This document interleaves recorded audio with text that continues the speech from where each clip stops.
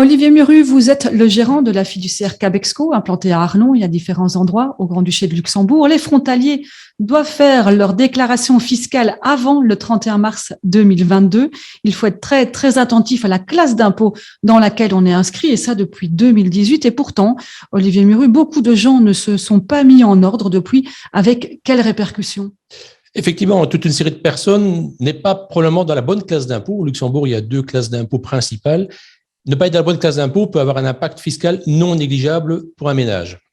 Par exemple, vous avez des exemples concrets dans votre clientèle, sans citer de nom, bien sûr, de gens qui ne sont pas en ordre depuis plusieurs années, et puis à un moment donné, ils arrivent et se disent « Waouh !» Oui, effectivement, on a encore cette année-ci des gens qui arrivent tout d'un coup, qui sont un petit peu perdus parce qu'ils ont eu leur dernière déclaration ou leur dernière imposition fiscale. Ils se rendent compte qu'ils ont un gros montant d'impôt à payer. Ils viennent nous voir et on voit effectivement avec eux la raison pour laquelle cet impôt est dû. Et en faisant l'analyse avec ces personnes, on se rend compte qu'ils étaient en classe d'impôt 1 ou en classe d'impôt 2, en tout cas pas dans la bonne classe, et l'impact, pour eux, en tout cas personnellement, génère un impôt non négligeable.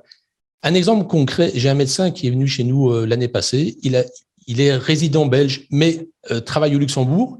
Sa compagne, elle, est en Belgique. Il a un revenu luxembourgeois très important, elle a un revenu belge relativement faible.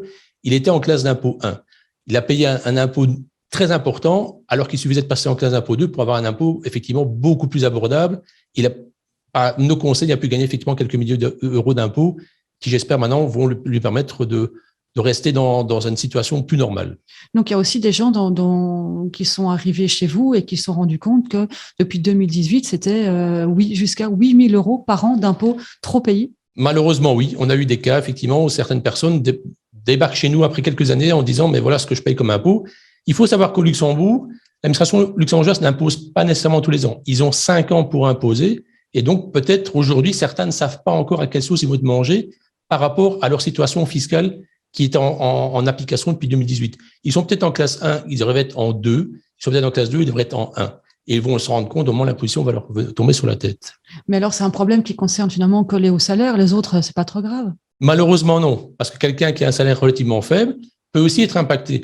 Quelqu'un qui a un salaire faible, 300 euros, c'est peut-être beaucoup d'argent pour lui. C'est 50 euros par mois, peut-être qui lui permettront de payer son chauffage ou son électricité. Donc, pour lui également, c'est intéressant de savoir s'il est dans la bonne classe d'impôt et s'il peut pas avoir un gain fiscal qui peut lui être avantageux. Beaucoup de gens ont perdu beaucoup d'argent n'étant pas dans la bonne classe d'impôt, mais faire appel à une fiduciaire, ça coûte cher quand même, non? Pas nécessairement. Je dirais qu'il faut le voir d'une autre manière. La fiduciaire a pour objectif de donner des conseils.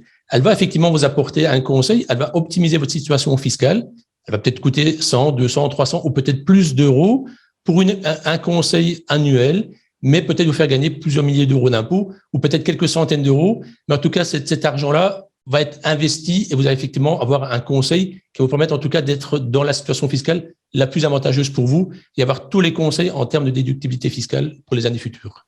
Alors, malgré ça, il y a quand même beaucoup de gens qui veulent remplir cette déclaration d'impôt de manière isolée, le faire de leur côté. Alors, qu'est-ce qu'il ne faut surtout pas oublier quand on la remplit?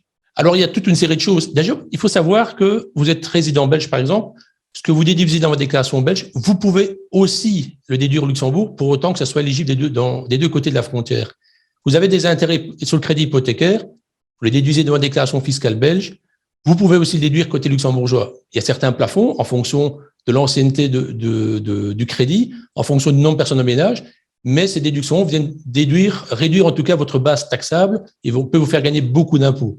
Il existe toute une série d'autres déductions possibles, les libéralités ou les dons. Les dons que vous faites à des ASBL, par exemple, vous les déduisez en Belgique selon certains critères belges, mais vous pouvez aussi déduire au côté luxembourgeois. Donc, encore une fois, vous allez avoir un gain fiscal tant côté belge que côté luxembourgeois. Et alors, on pense à toutes ces personnes qui sont divorcées, qui sont en train de divorcer, ou dont c'est déjà fait. Il y a aussi toute une série de choses à laquelle il faut penser. Oui, alors au Luxembourg, on l'oublie souvent, il y a ce qu'on appelle les charges extraordinaires. Les clients, souvent, ne savent pas s'ils divorcent, sur des frais d'avocat, des frais parfois relativement élevés en termes d'avocat. Ils peuvent les déduire dans les charges extraordinaires, selon certains critères effectivement d'éligibilité, mais effectivement ces frais-là permettent effectivement de réduire en tout cas la charge taxable pour la personne qui est dans cette cas de figure. ou quand on a eu des frais aussi d'hospitalisation, des frais médicaux relativement élevés. Ça aussi, ça rentre en ligne de compte? Oui, dans les charges extraordinaires, vous avez toute une série de choses. Une personne qui a des frais médicaux importants, qui ne sont pas remboursés par la caisse de maladie parce qu'il n'est pas éligible, s'il dépasse encore une fois certains plafonds, il peut effectivement déduire ses frais dans sa déclaration fiscale, tout comme il peut le faire pour des parents nécessiteux à qui il subvient à leurs besoins. Est-ce que vous pensez encore à d'autres choses auxquelles il faut penser lorsqu'on remplit notre déclaration fiscale? Alors, il y a une petite astuce. Demain, vous êtes peut-être un investisseur du futur. Vous voulez investir dans un bien immobilier. Pensez à investir peut-être dans du bien neuf parce que vous allez pouvoir, pendant les 5 premières années de l'investissement, percevoir un amortissement beaucoup plus important que les 2% qui sont habituellement applicables sur un bien immobilier.